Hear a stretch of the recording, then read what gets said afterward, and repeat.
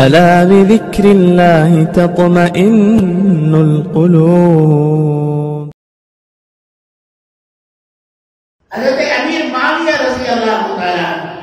جن کے بارے میں جو ہے متنازعہ بیانات ہیں، کچھ لوگ ان کو اچھا مانتے ہیں، کچھ لوگ نہیں مانتے، حالانکہ اہل سنت والجماعت کا اتفاق ہے کہ امیر معاویہ راسخ العقیدہ مسلمان تھے، لیکن یہ کہ وہ یزید کے والد تھے اور انہوں نے اپنی حکومت یزید کو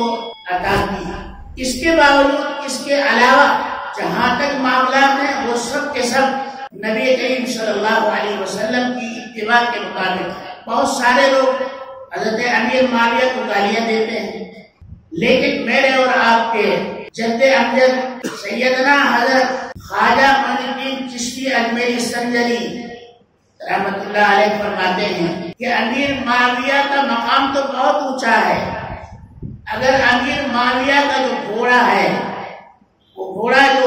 غزوے میں، وہ گھوڑا جو جہاد میں مصروف رہتا ہے، اس گھوڑے کے سم کی تھوڑی سی مٹی اگر مجھے مل جائے تو میری نجات ہو۔ اس گھوڑے کے پاؤں کی مٹی، امیر معاویہ کے پاؤں کی مٹی نہیں،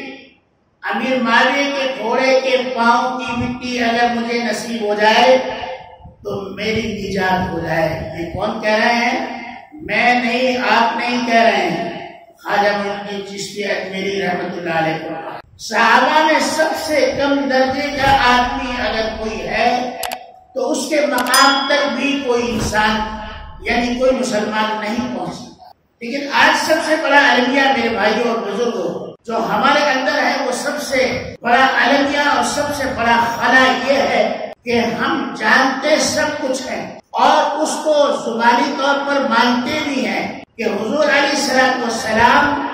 پر ایمان لائے بغیر اور آپ کی رسالت کے اقرار کے بغیر اور آپ سے محبت کے بغیر ایمان کامل نہیں ہو سکتا، لیکن اتباع سے خالی،